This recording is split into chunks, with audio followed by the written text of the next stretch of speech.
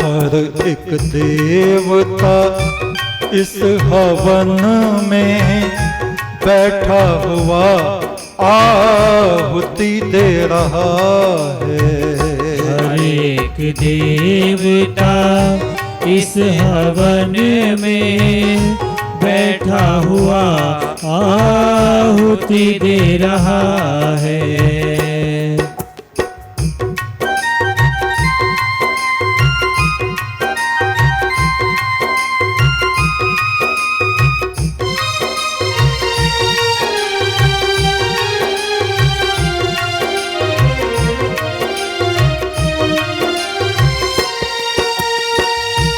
जीवन और मौत के घाट हैं दो, जहां तेरी जोत बले, जहां कोई न संग चले, वहां तो ही संग संग चले। वो तो हमारे साथ साथ चलता है, बस परेशानी ये है कि वो तो हमको देखता है, हम उसे नहीं देख पाते। मेरे हाथों को हाथों में लेके, मेरे हाथों को हाथों में लेके, संसार सागर पे वो घूमता है। संसार सागर पे वो घूमता है। मेरे हाथों को हाथों में लेके, मेरे हाथों को हाथों में लेके, संसार सागर पे वो घूमता है। संसार सागर पे वो घूमता है। कभी देख के मुस्कुराता है मुझको, कभी देख के मुस्कुराता है मुझको, कभी मेरी पलकों को चूमता है। कभी मेरी पलकों को चूमता है। कभी मेरे हाथों को चूमता है। कभी मेरे हाथों को चूमता है।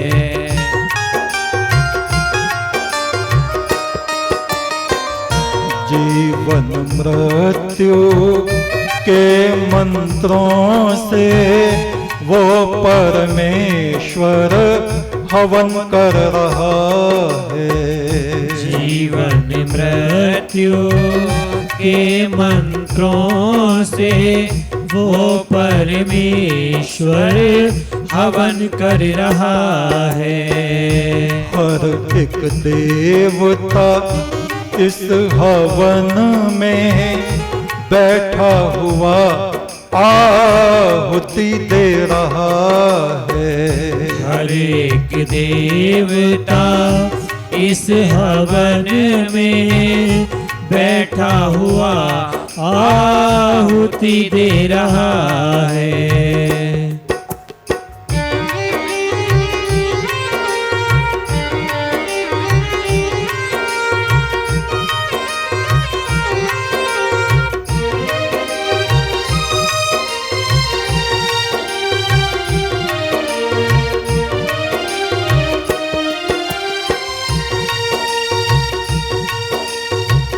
फुल संधे वाले बाबा बता दो, फुल संधे वाले बाबा बता दो, जन्म मरण का अंत कहाँ है। जन्म मरण का अंत कहाँ है। फुल संधे वाले बाबा बता दो, फुल संधे वाले बाबा बता दो, जन्म मरण का अंत कहाँ है।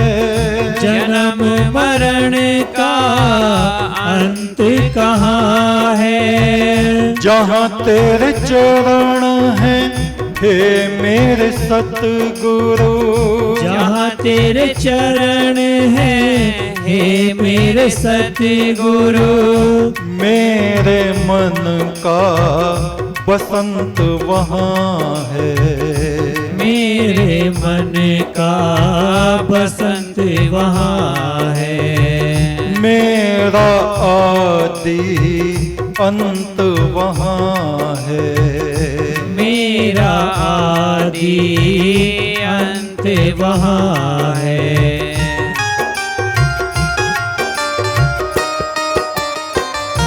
जीवन मृत्यु के मंत्रों से वो परमेश्वर हवन कर रहा है। जीवन मृत्यु के मंत्रों से वो परमेश्वर हवन कर रहा है। हर एक देवता इस हवन में बैठा हुआ आहुति दे रहा है। हर एक देवता इस हवन में बैठा हुआ आहुति दे रहा है। जीवन मृत्यु के मंत्रों से वो परमेश्वर हवन कर रहा है। जीवन मृत्यु के मंत्रों से वो परमेश्वर हवन कर रहा है। हर एक देवता इस हवन में बैठा हुआ आहुति दे रहा है। हर एक देवता इस हवन में बैठा हुआ आहुति दे रहा है। आहुति दे रहा है। आहुति दे रहा है। आहुति दे रहा है। आहुति दे रहा है।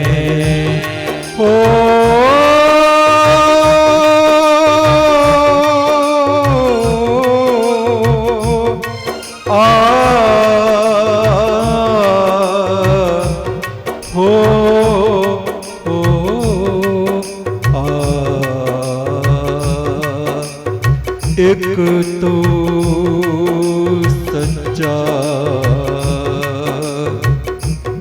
तेरा नाम सच्चा है परमात्मा हो।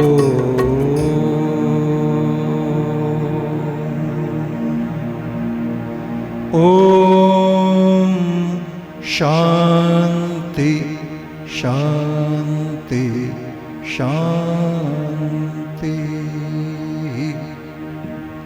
ऋग्वेद के ऋषि कहते हैं ओम विवेकरणा पतयतो विचक्षुः वीरम ज्योतिर्हृदय आहितमयत्। हे प्रभु मेरे कान मुझे संसारी बातों की तरफ धकेलते रहते हैं। आंखें रूप तृष्णा में लगी रहती हैं। हृदय संसार को ही सब कुछ समझता है। विमे मनश्चरति दूरवाधे किम स्वेद वक्ष्यामि किमुनो मनुष्य। मन मुझे दूर दूर वासनाओं में विषय विकारों में दौड़ लगाता रहता है।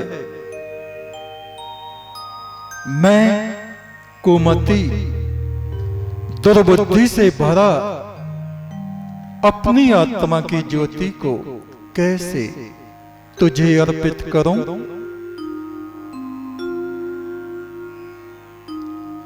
पांडव जब वनवास को जा रहे थे, विदुर से वो मिलने गए। विदुर जानते थे दुर्योधन ने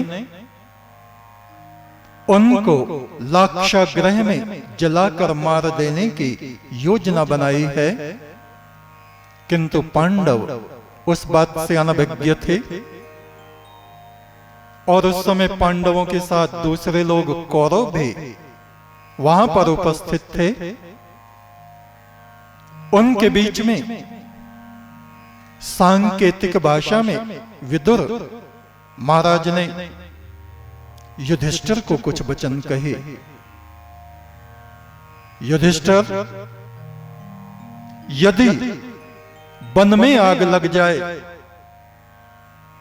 तो वहां रहने वाले जीव जंतु कैसे बचेंगे?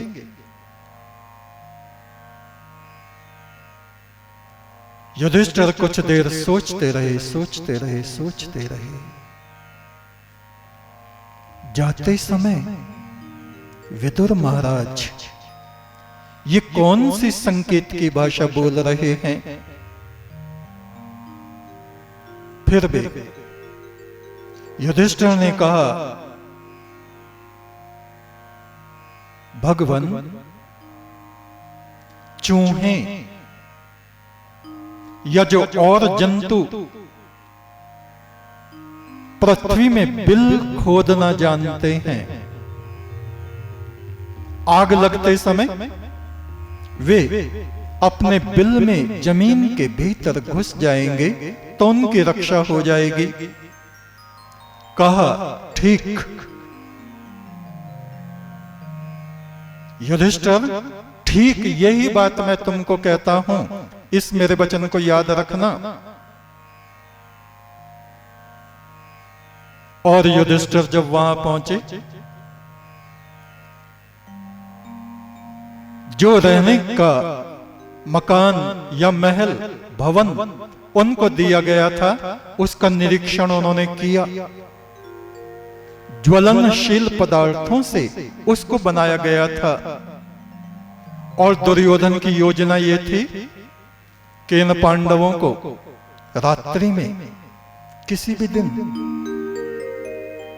इस लक्षागृह में जो लाख और दूसरी ज्वलनशील वस्तुओं से बना था, इसमें आग लगा के और इसमें पांचों को द्रौपदी और कुंती सहित फूंक के खत्म कर देंगे। वहां पहुंचते ही युधिष्ठिर ने रात्रि में अपने भाइयों से उसमें गुप्त सुरंग बनवाने शुरू कर दी। और वो सुरंग दूर, बहुत दूर उस मकान से बाहर, भवन के बाहर कहीं निकलती थी। और लक्षागृह में आग लगाई गई। कहते हैं बरनाव्रत, जो बरनावा है, वहां की यह घटना थी।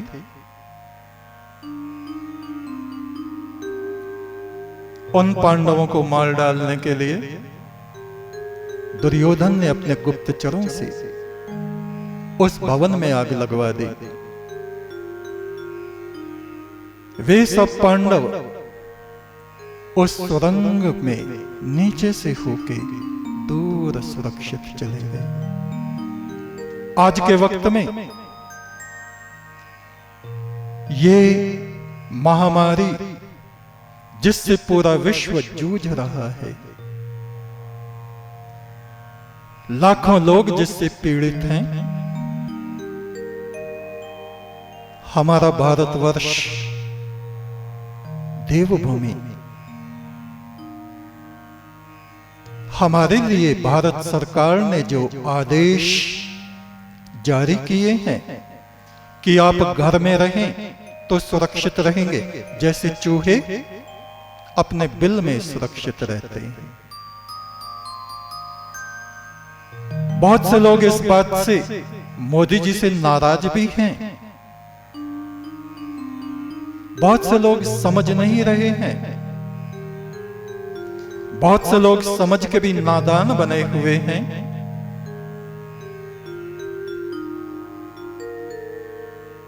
वे नहीं जानते कि अब तक दूसरे देशों में कितने लोग इस वायरस से मर चुके हैं। हम आपसे निवेदन करते हैं, भारत सरकार के आदेशों का पूर्ण रूप से पालन करें। इसमें हमारी जीवन रक्षा, हमारे परिवार की रक्षा, हमारे दूसरे भाई बहन जो समाज में रहते हैं उनकी रक्षा है। और यदि हम बाहर घूमते रहेंगे, ये इसको छुएगा, वो उसका स्पर्श करेगा, वो उसका करेगा, तो कहीं ना कहीं जो इफेक्टेड लोग हैं, संक्रमित हैं, एक का भी हाथ छुआ गया तो आपको, आपसे दूसरे में, दूसरे से तीसरे में, फिर पूरे परिवार में, फिर पूरे गांव में, और फिर भविष्य परमेश्वर ना करे हमारे भारत देश को बुरे दिन देखने पड़े। इसलिए आप सबसे निवेदन है, अनुरोध है, भारत सरकार जो हमारा अपना देश है, मोदी जो हमारे अपने परिवार के सदस्य हैं, मुखिया हैं, ये पूरा देश हमारा परिवार है। हम उनकी एक एक बात को माने, क्योंकि इस बात में उनका अपना कोई स्वार्थ, कोई हित नहीं, पूरे देशवासियों का इसी में हित है कि इस भयंकर बीमारी से हम लोग सुरक्षित रहें और अपना खाली समय कैसे बिताएं। वेद आपने पढ़ा नहीं है, वेद पढ़िए, एक एक मंत्र को समझ समझ के पढ़िए। घर में पुस्तक नहीं है वेद की तो इंटरनेट पर आप जाइए। हमने चारों वेद ऑडियो YouTube पर डाले हुए हैं। एक तू सच्चा, तेरा नाम सच्चा, ये लिखें और जो भी वेद आपको सुनना है उस वेद का नाम आगे लिखें, उसको सुने। आप हमेशा कहते हैं हम पे समय नहीं, हम पे समय नहीं, हम पे समय नहीं, हम पे समय नहीं। अब आप देखिए हम लोगों के पास समय ही समय है। हारमोनियम बजाइए, बांसुरी बजाइए, घर में तबला रखा हो उसको बजाइए। अपने पुराने पुराने मित्रों को स्मरण कीजिए, उनको फोन कीजिए, उनसे बातें कीजिए। जो विद्यार्थी काल में आपके मित्र रहे हों उनको फोन कीजिए। अपने परिवार के समय, परिवार के साथ खुशी के साथ इस समय को बिताइए। अपने को दुर्भागी नहीं बल्कि भाग्यशाली समझिए कि परमात्मा ने इतनी व्यस्त जिंदगी में से हमको कुछ समय राहत का दिया, विश्राम का दिया, और इस समय में हम साधना करें, आराधना करें, मंत्र जाप करें, सबके हितों के लिए कार्य करें। ओम शांति शांति शांति ही। एक तू सच्चा, तेरा नाम सच्चा। एक तू सच्चा, तेरा नाम सच्चा।